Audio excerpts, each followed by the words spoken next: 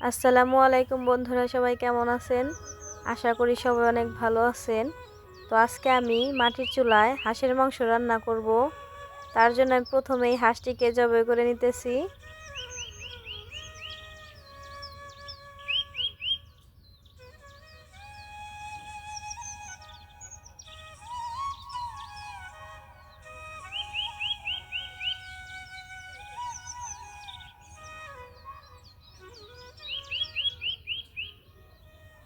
ফুটন্ত গরম পানি দিয়ে এবার হাঁসটিকে ভালোভাবে বেছে পরিষ্কার করে ধুয়ে নেব।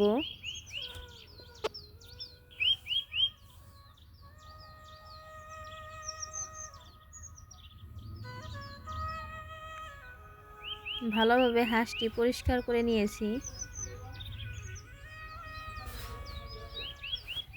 হাঁসটি পরিষ্কার করা নেওয়া হয়ে গেছে। এবার আমি হাঁসটিকে কেটে নেব।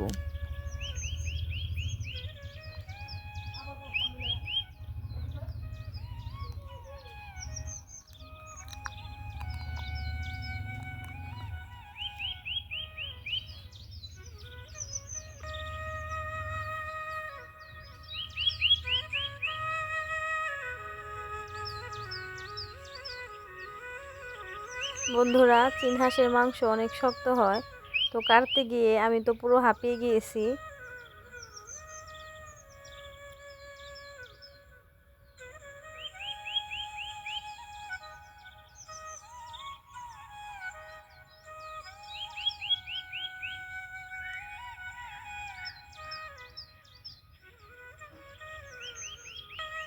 বন্ধুরা, আমার হাঁসটি পুরোপুরিভাবে কাটা হয়ে গেছে।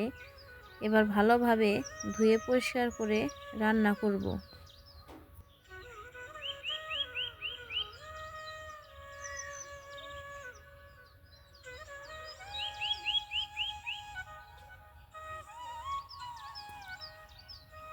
হাঁস আমার ধোয়া হয়ে গেছে। তো এবার আমি হাঁসের মাংসটি রান্না করার জন্য প্রথমে পাতিলে তেল গরম করে এতে কিছু এলাচ, দারচিনি দিয়ে তেলটাকে ভালোভাবে গরম করে পেঁয়াজ কুচি দিয়ে দেব।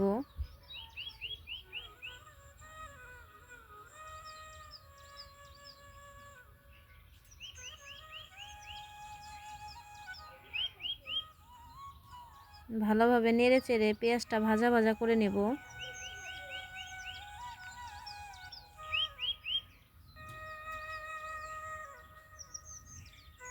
পরিমাণ মতো লবণ দিয়ে দেব।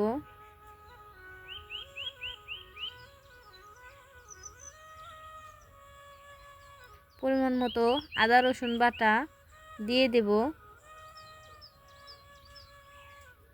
ভালোভাবে নেড়ে চেড়ে সুন্দর করে কষিয়ে নেব। পরিমাণ মতো পানি দেব যাতে মশলাটা লেগে না যায়।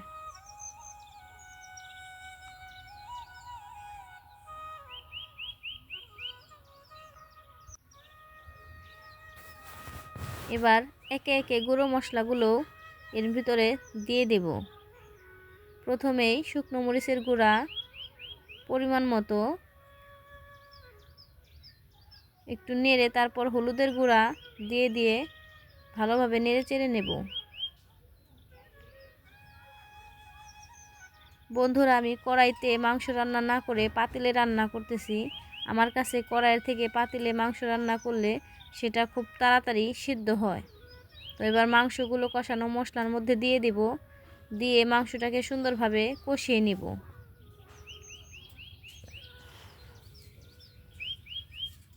বন্ধুরা, মাংস আমার পুরো পাতিলটাই ভরে গেছে, দেখতেই পাচ্ছেন। এবার সুন্দরভাবে নেড়ে চেড়ে নেব।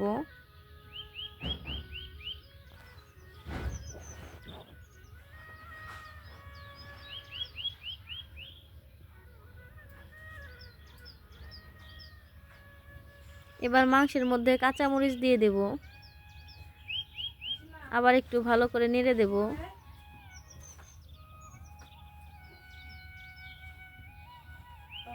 এখন একটু ঢেকে ঢেকে কষিয়ে নেব। দেখতেই পাচ্ছেন বন্ধুরা, কি সুন্দর মাংস থেকে তেল ছেড়ে দিয়েছে। বন্ধুরা, আমার মাংসটা ভালোভাবে কষানো হয়ে গেছে।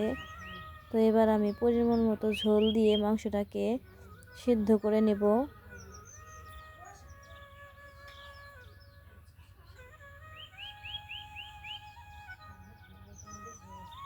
তো ধৈর্য ধরে আমাদের পুরো ভিডিওটা দেখার জন্য আপনাদের সবাইকে অনেক ধন্যবাদ।